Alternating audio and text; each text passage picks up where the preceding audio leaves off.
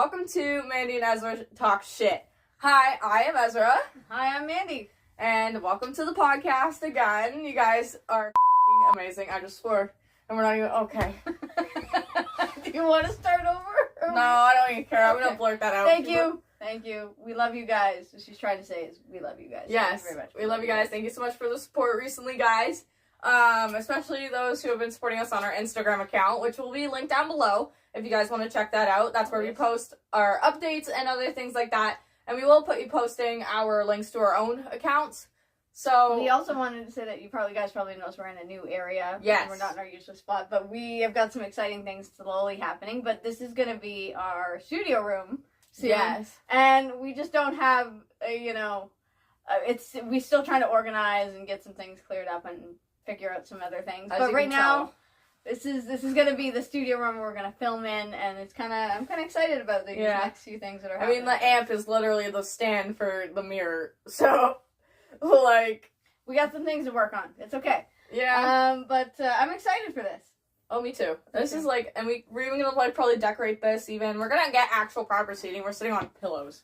Yeah. But that's alright. Whatever works. Whatever works. We will find something to work with. It's a work in progress, but it's a change of scenery. You guys might actually end up liking this better than our normal setup that we've been having for the last few episodes that we've been having. Yeah. So I kind of want to show off my shirt. It just says I love music. I used to have it as a t-shirt. Yeah. And I cut the logo out and I put the logo on a tank top. Oh yeah. You even put a pocket on that, like on your pants too. Yes, I did. I put a pocket on these pants. See? My shirt is just Marie from the Aristocats, and if I turn around, I don't know if they can see that. Yeah. There we go. Cool. That's the back. So I just got that recently. Love the Aristocats, by the way. So today's topic is death. Not really even death, but loss, grief, dying, death, experiences of stuff like that we've had. It's a little touchy. Maybe it's a little touchy for some of you people. I don't know. I just said death because it's involved around all those things. Yeah, so we're gonna be talking about losses, grieving, like the grieving process, probably some personal losses that we may have had, even, and like our experience with death or anything like that. Mm-hmm. So it's okay for you guys to always click off of this if this is going to be one of those episodes that may not be for you because it's a touchy, sensitive topic, which is alright. Yeah. We completely get it. Just remember, guys, we are always here for you, and before we start this episode, we just wanted to put that out there. You guys can always contact us if you need anything. We're always here for you. Like, we've been through our own personal losses, which we will end up talking about. So we can kind of, like, relate to that thing possibly, for certain things. Yeah. So, if you guys don't want to continue on, because this is one of those subjects, you guys, this is your last chance to click off before we get into, like, the topic. It sounds so kind of you, Em. Well, I want to put, like, the warning out, right, for people, because I don't want them to, like... Get extra sad, especially if this is a triggering time for you or something. I get it. That's why we're giving that warning. This is your final warning to click off. If you guys continue to watch, then by all means. But let's get on into it. Yeah. So, how many? I guess it's a weird question, but maybe how many funerals do you think you've been to in your lifetime? 2, I think. 2? I've been to... Actually, no, I wasn't. As far as I know, I've been to 2 funerals. As far as I know. And it was actually ended up being both of my grandfather's funerals. My grandfather passed away 16 years ago, basically, now. Yeah. So I was only, like, 5 when he passed from, I think it was, cancer of the lymph nodes. I don't remember if it started there or if it spread. But he went into a coma and passed. And then my grandfather on my mom's side, so my grandfather on my dad's side, so my dad's dad passed away like 15 years ago. And then my mom's dad passed not that long ago. I think it's like almost been 7 years, I think, which doesn't, like, it seems like a long time, but it's also not a long time ago. I think it's been 7 years. I'm not 100% sure. Because I was like 13 or something like that, or 14, or going on 14, because he died, like 3 days into starting like my grade 9 year. Wow. And he also had passed from cancer, because it took over his liver, and like when they went and see, like, because they didn't find out till it was too far gone.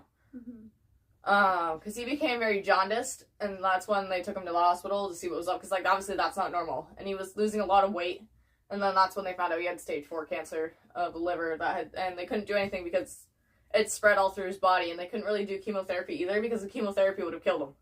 Yeah. Like, that's how far it gone was, so... Sounds a little bit similar to my mom's situation when she had passed the cancer in the lymph nodes. Yeah, which is caused by the lupus, I believe. Yeah. But, yeah, it's hard. To be honest, I don't exactly have a number, because if I did have a number, I'm guessing it's going to be, like, in the teens. I've lost a lot of parents, grandparents, aunts, uncles, cousins. There's a lot. And it never gets any easier, to be honest with you. Constantly going to these things, it's never... Yeah. I mean, it's a really nice way, especially for yourself and other people, to say goodbye to those family members that you are going to miss and that you are going to get a chance to, or not really going to get a chance to ever see again. So it gives you that little chance to say goodbye to that person, even if they can't really be there. They physically may be there, but they're not there anymore, type of thing. But that's what they do at these, like, church cremation or, burial services when they are saying goodbye. There's a lot that goes into these things. Having to do a lot of things for my own with my mother, I realized that these people at the centers that have that stuff, they make a shit ton of money. Yeah, just a shit ton of money to organize the funerals, to help the organize, viewing, and all sometimes that. If you are a continuing client, like the place that we've always gone to, all of my family members have gone there pretty much.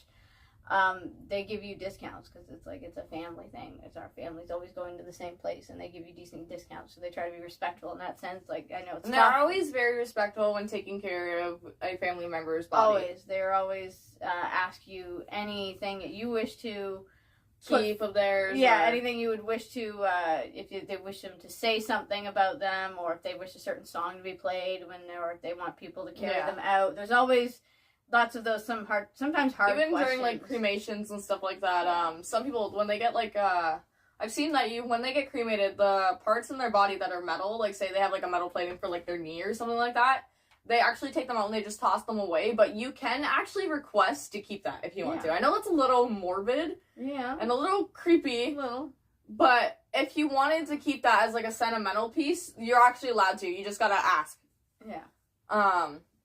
And like even then, like, you can ask to keep any rings that may have freaking come off. Yeah.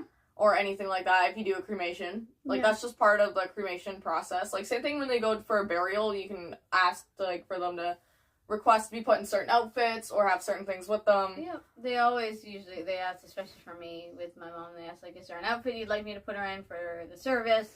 Is there a certain song you'd like to play? Is there something special you'd like to put her ashes in?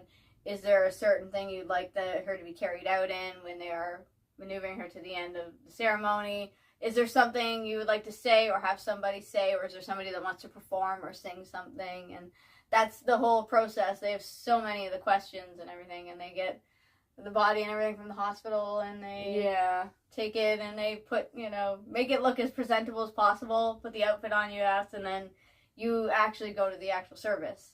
Oh, they did a beautiful job with my boo-boo. They always do a beautiful job. Oh, they did a perfect job, because when he had passed, everything, like, his face was all sunken in and everything like that, because he lost so much weight because of the cancer.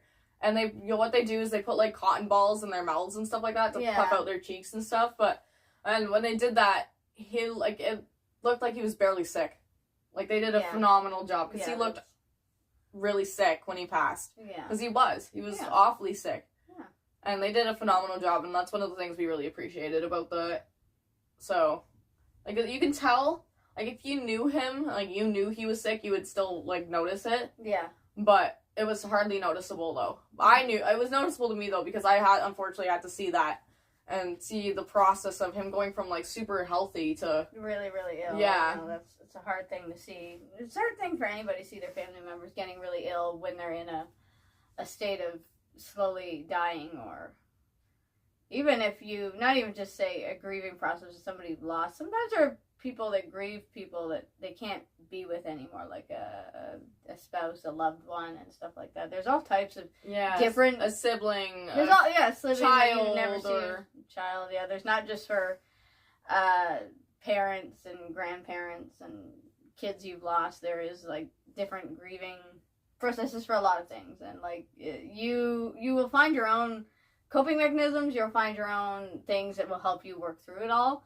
But always feel like, and make sure you can talk to somebody, or try to talk to a family member, or let people know what you're thinking and feeling. I know sometimes when that process happens, a lot of us go a little numb, and a little, like, we don't know where our head is at. We're just kind of on autopilot or something like that, which is a completely normal thing as well. But when you do kind of come out of the autopilot, you should definitely share your thoughts, your feelings, anything that's bothering you with people. Cry, get it out.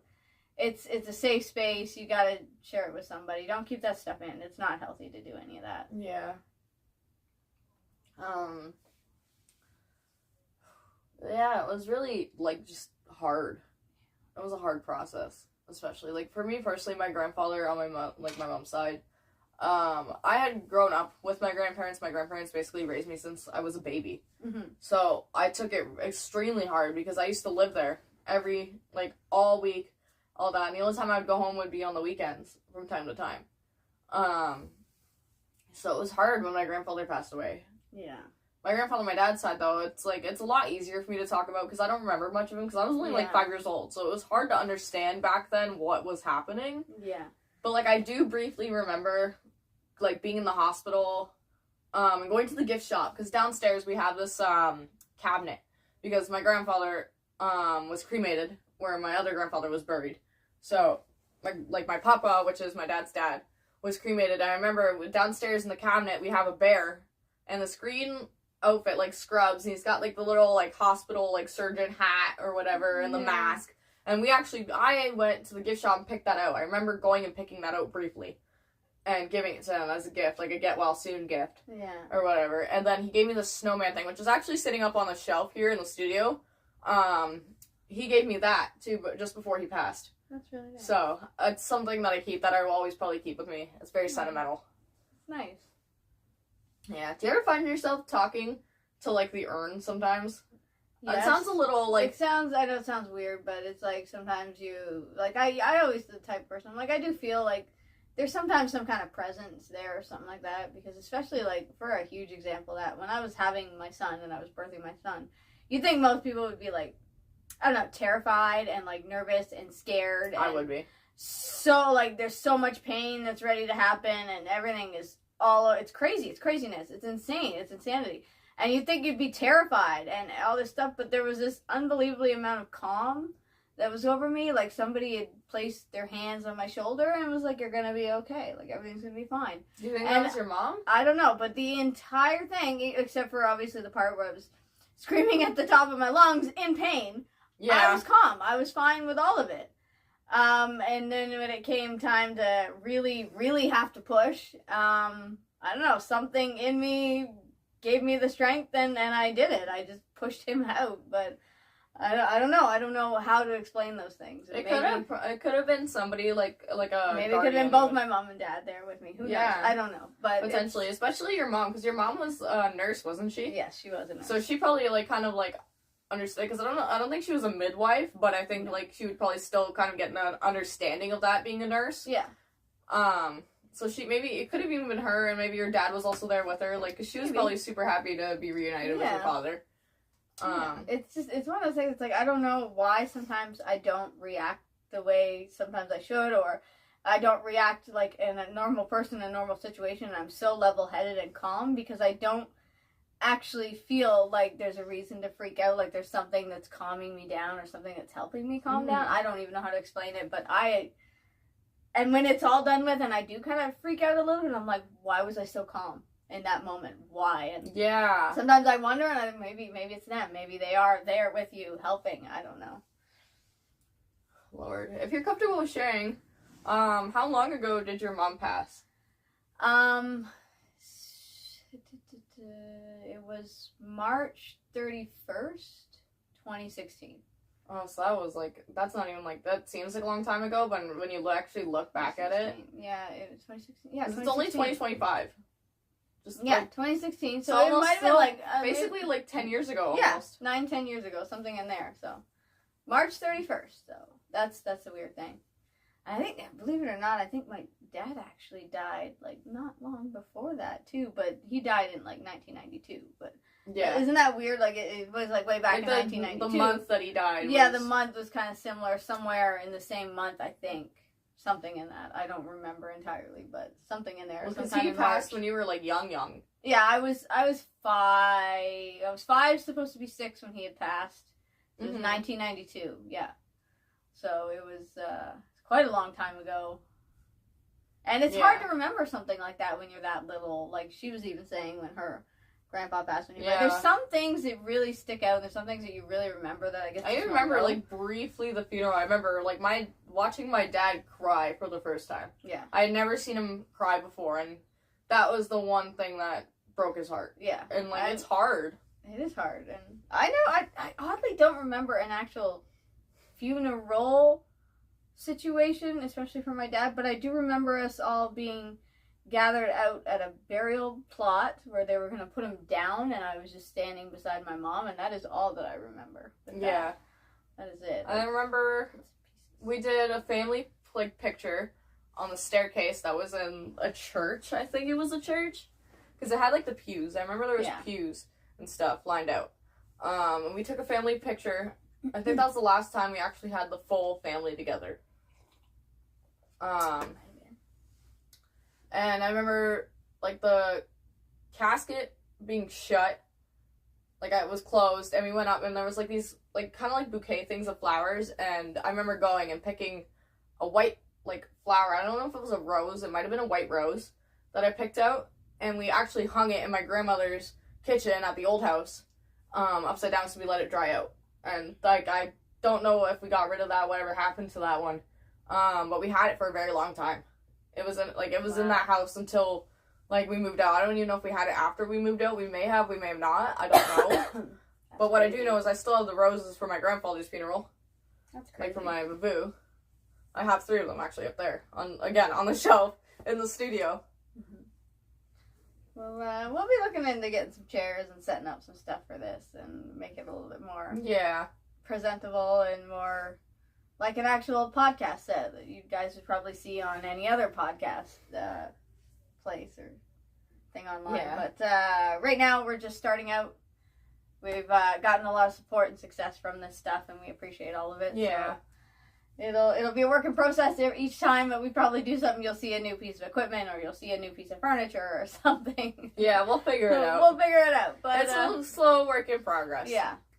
But I think this is definitely something we should continue to do, and I think we should definitely look into doing some like the traveling podcast and things like that. Yeah. And some of our funner ones, like our rage room, but that's all to be named later, and we'll figure that out. But yeah.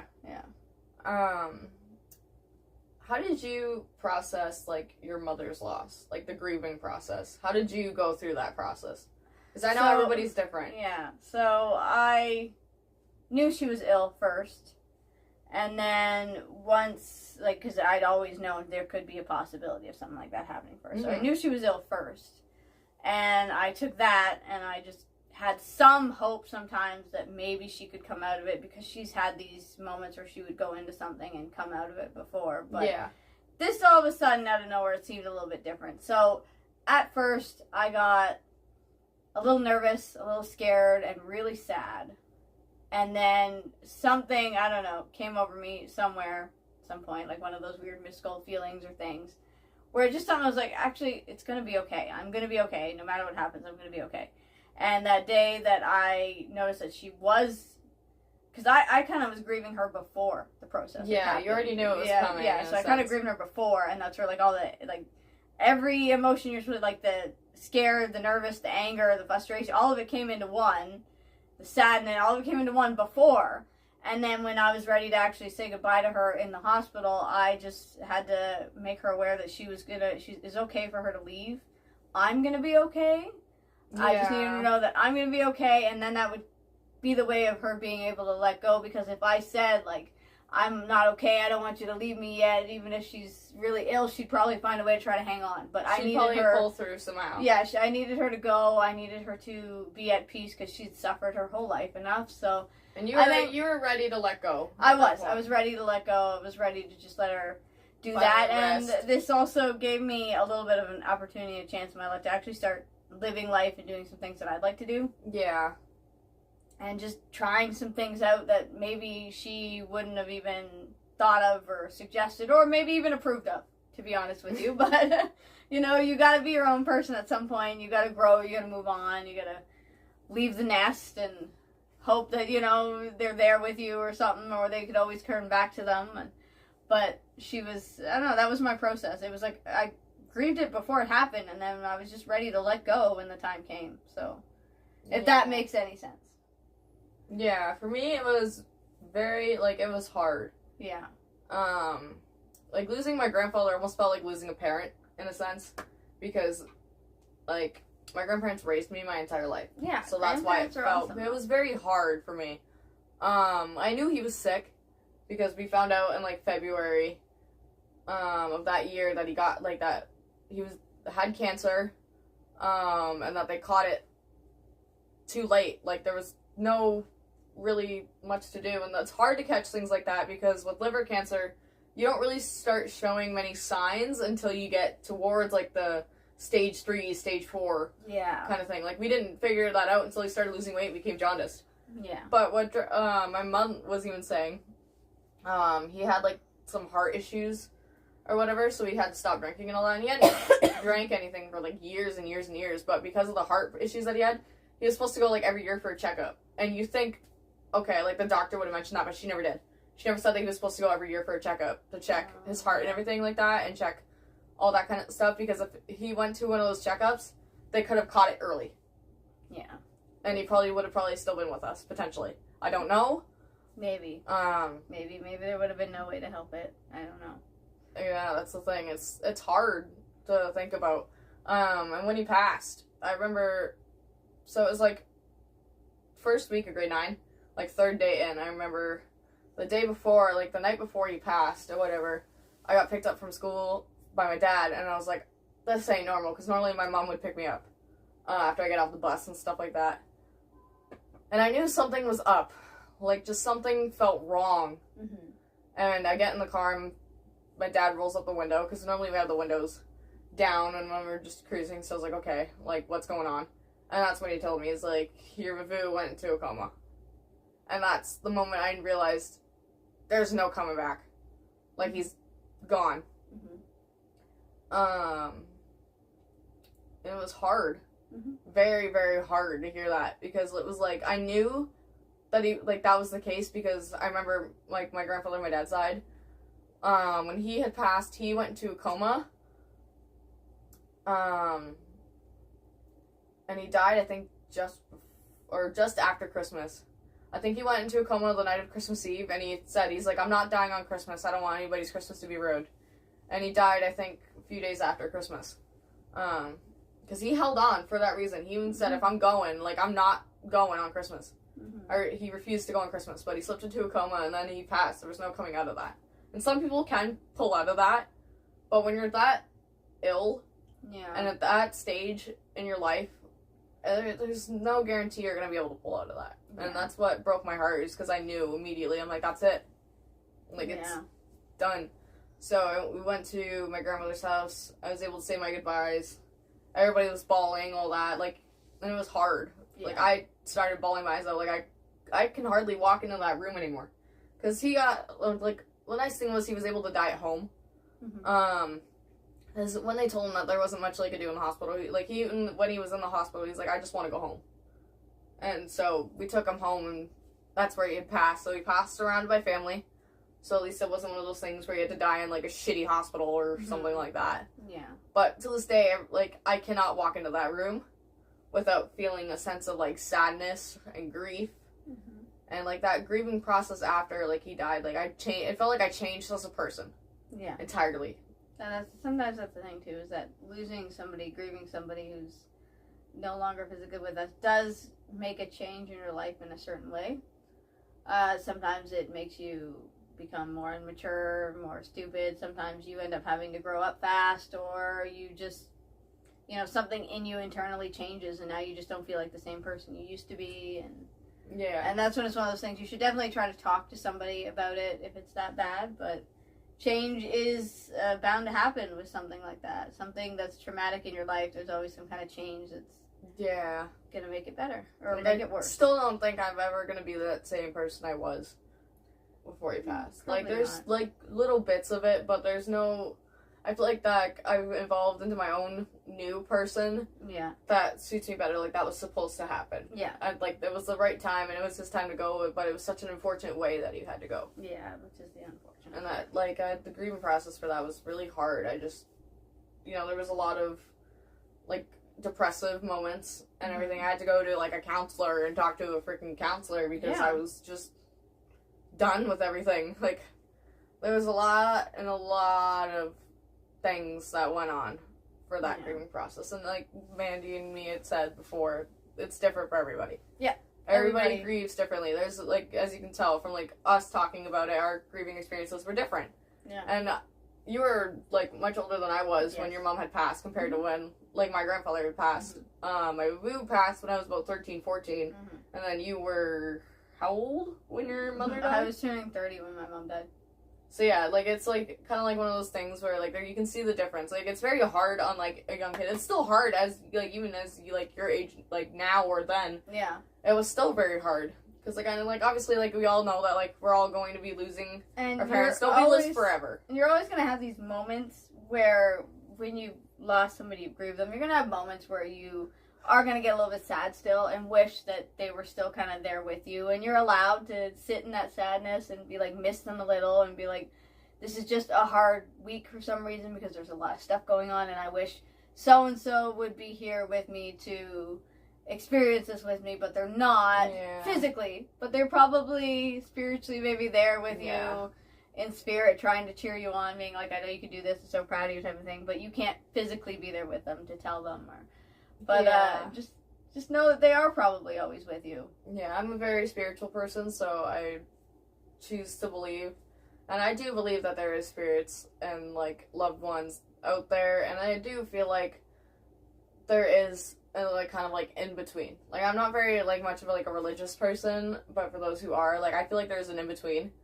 And that spirits of, like, people that have passed on stay in the in-between for some kind of purpose, like as if they have some unfinished business, or like they're staying there because they're like your guardian.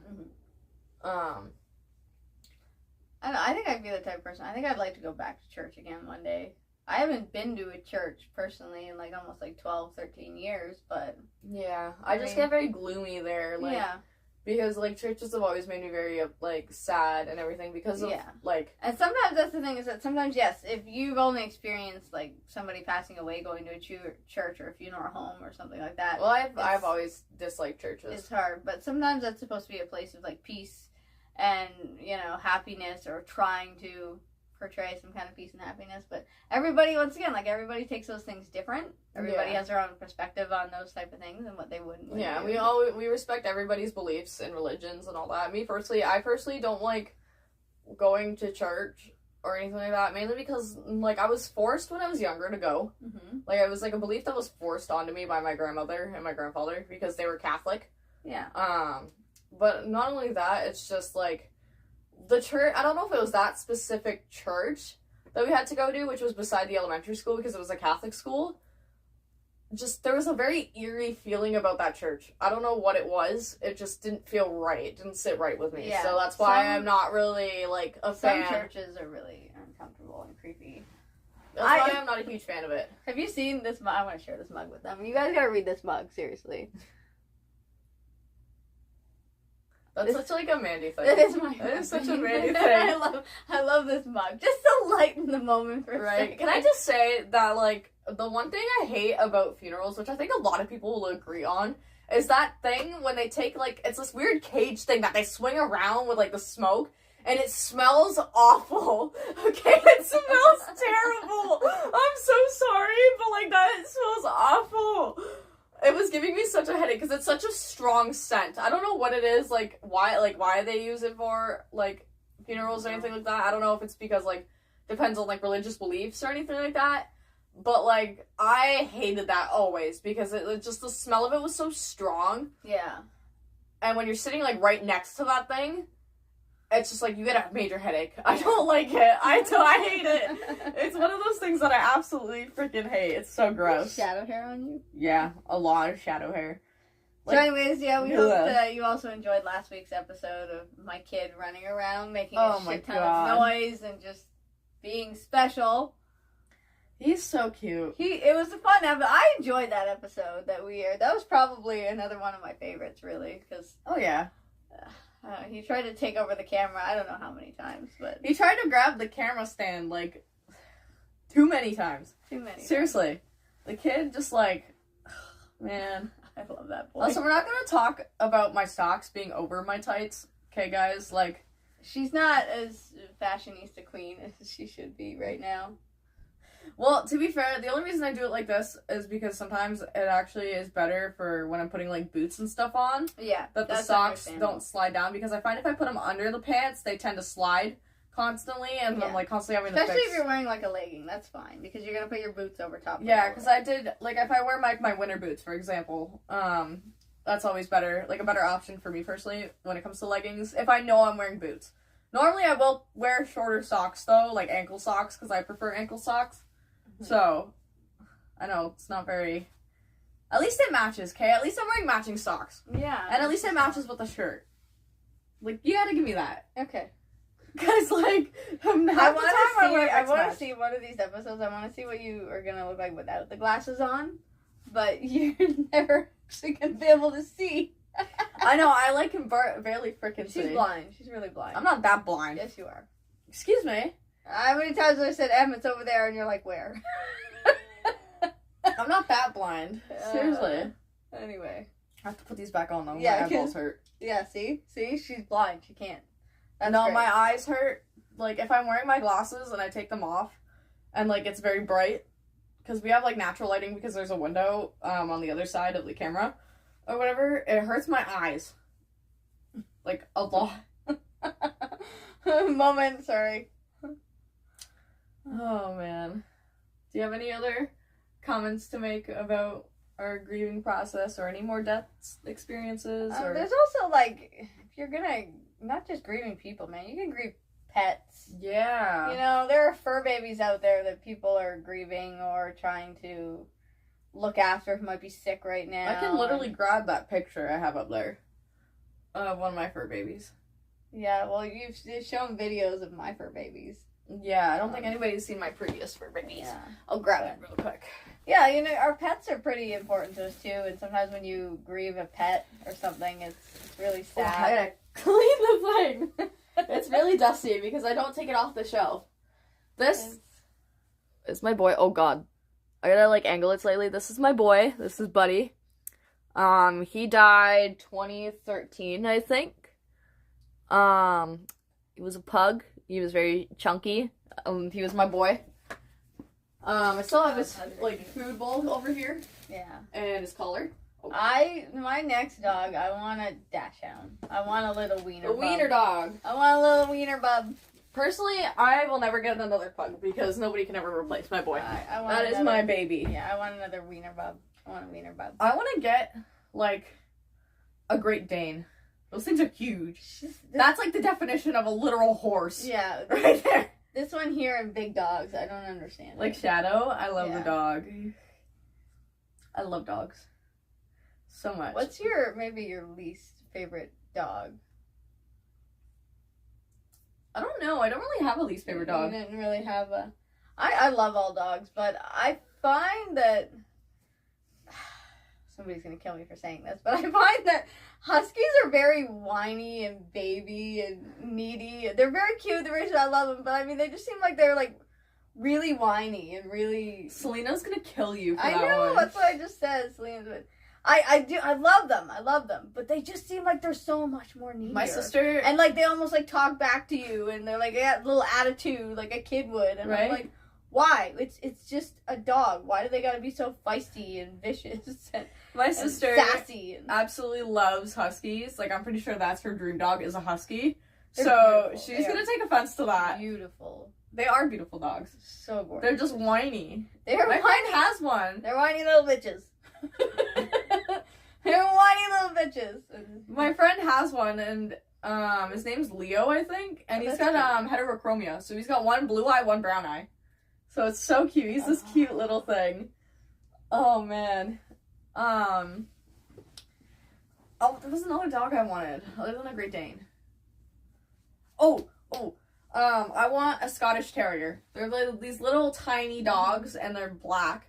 And they have, like, long hair, and they're so small and so cute. Yeah. Apparently they're very good with kids, too, and stuff like that. Kind of a little bit, well, they're not exact, but they're kind of a little bit, their hair's a little bit curlier sometimes, but they're kind of similar to, like, the Yorkie, how they have, like... Or the Shih Tzu. Yeah, they got the, like, the facial hair that looks like little beards or mustaches. Yeah, the Shih Tzus, like, how they have, like, the very long on the sides and stuff like that. Like, that's... Yeah, Yorkies can get really long, luscious, like, almost like, looks like human hair, but it's the dog. Yeah.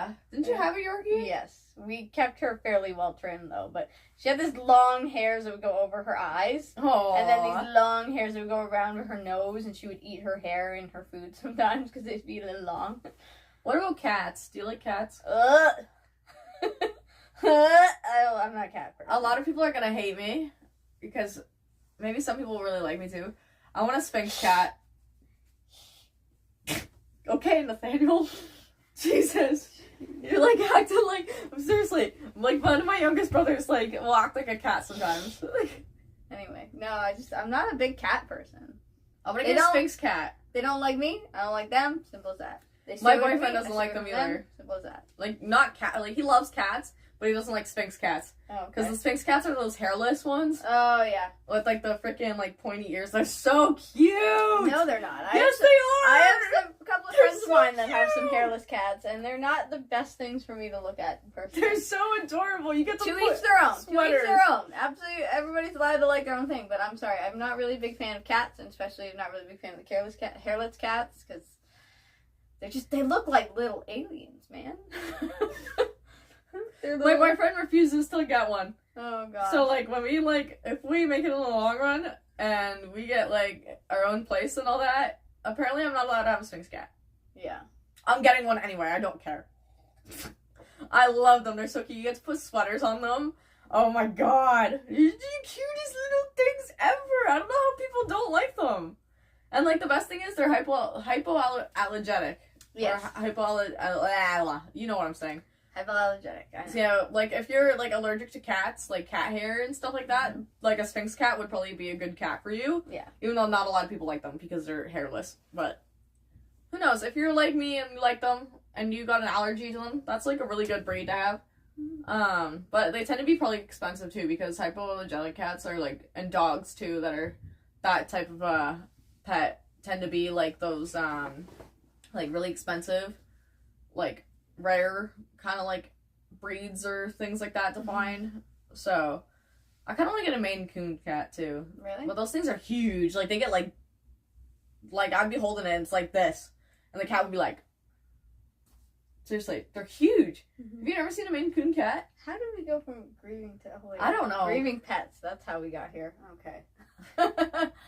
There's also the grieving process of if you're like the mourning of somebody who is still with you, but you're no longer allowed to be with them or see them or be with them anymore, like a spouse or an ex-boyfriend, girlfriend. You know, some people that's also a different type. It's a grieving process, but it's a different type of grieving process. When you break up with somebody, it's oh my God. Sometimes it's hard. Sometimes it's hard for one person and not the other. Sometimes it's easy for both. Sometimes it's I know I hard on rolled both. my eyes, but I've been through the ringer with that kind of stuff. Well, that's because we've already talked about relationships and stuff. So I'm saying I roll my eyes because I've been through the ringer for that. Yeah. So technically same, but because my grieving is anger for that. Yeah. And anger is a part of grieving. It is. It is a part of grieving. You're allowed to do it. You're allowed to be angry. You're allowed to be upset. You're allowed to feel numb. Like, the point entirely is that, like, if everybody's always going up to you and being like, oh, you need to, like, be a man, you need to suck it up. You don't. You could be a man, suck it up, but you can also have your moments, especially if you just want to do it alone and be sad and grieve and get it out of your system. Just do that, because if you keep it in, it's just going to get worse. Yeah. And, like, same with that, like, people need to stop telling women to also stop being so sensitive. Well, we are just naturally sensitive beings, but, like, when it comes to, like, grieving and stuff like that, they're like, oh, you're just being so sensitive about it, or whatever. Or it's like, yes, they tend to feel sympathetic for a loss, but if it's, like, constant or whatever, like, years and years later, if you keep bawling about it because you're a sensitive person, which personally I am, mm-hmm. A lot of people, like, tend to, like, tell you, like, oh, just, like, you need to stop being so sensitive about it. It happened so long ago, but everybody grieves differently. Yeah. And just because, like we said, like, maybe you went through a good, solid grieving process, but just because somebody's not there with you anymore doesn't mean you still can't feel sad about them not ever being there again. You can have your moments where it's like, I still miss them. I'm still allowed to be sad about this because they are gone. But you don't have to, like, wallow in it. Don't stay in it. Don't let it ruin, like, your day or something. But feel the moment. Be like, okay, I'm sad about this, but it's a new day. I'm just going to start fresh and we're going to move on. Yeah, well, my grandfather, he died, like, 16 years ago. My dad still gets teary-eyed here and there. Yeah. And, like, it's definitely gotten easier to talk about as the years have gone on. Like, same with you. It's probably gotten a lot easier to talk about, like, passings in your family. Same with me. Mm-hmm. But, like, there's still time to time where I start either bawling my eyes out or I get very teary-eyed. Yeah. Because it's just sad. That was fine, especially for me. When there's something that's already really difficult going on in my life, sometimes that does flood back and bring back a whole bunch of old feelings about something I've grieved and how I'm bringing that process back in momentarily because I'm already upset and sad about something, and it just adds to the fact that it's like, and I also miss this person, and I also miss this and this and this, and that's normal. That's normal. You can do that too, but just don't, like you said, don't sit in it. Just let it out, get it out of your system, talk about it, think about it, feel it, and then move on with your day. Start your day fresh. It's just... Oh, yeah. And, like, if you guys ever wanted to reach out or anything like that to one of us, and talk about loss that you may have experienced, or we're always here. Like I said at the beginning of this, we have our account, like, and stuff like that down below, link below, that you can contact us on, especially if you don't want to drop it in the comments. Like, if you want to just have, like, a private, personal conversation, just feel free to message us on our Instagram, and we will get back to you as soon as possible. Yeah. Because there may be somebody watching this currently that may be going through a loss. Yeah. And this is a good topic to hit. Yeah. I didn't expect us to hit this so soon, or I even thought we were going to do, like, little solo bits on it, our own kind of grieving process, but this was better to do it together because this is a really good topic to touch on to help people out there that might need it and also be going through it. Yeah, and we've also done a topic about mental health and stuff like that previously. Yeah. Which is also very important to talk about as well. What's to say? This was definitely, not really a tear-jerker, but this was definitely a sensitive subject for anybody who's grieving or lost anybody, or even in the process of losing people. Like, it's never easy. No, it's never. Ever. No. It'll never be easy. No. If you're human, it's never going to be easy. If you're human. What kind of saying is that? If you're human. Like... Just saying, like, there's not some... Oh, Jesus. Oh, man.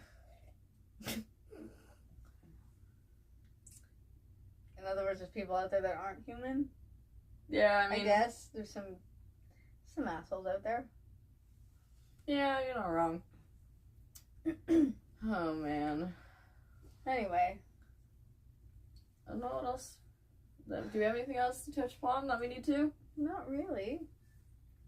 This one might end up being a shorter one. That's okay. It happens sometimes. So yeah, that's alright. Yeah. Just wanted to hear that. Yeah, so that was this week's little episode, and like we said, go to our Instagram.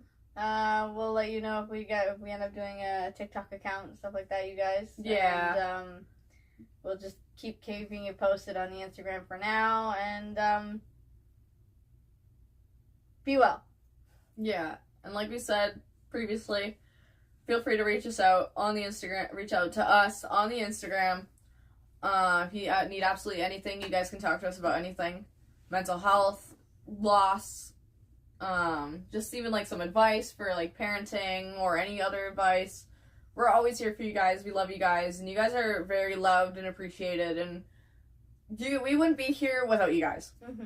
Like, we wouldn't be doing this and continuing to do this if you guys didn't enjoy us talking your ear off and just... Yeah. So yeah, we love and appreciate everything, and that's it for Mandi and Ezra Talk Shit for this episode. So we will see you guys hopefully in the next one. Yeah. Bye. Bye.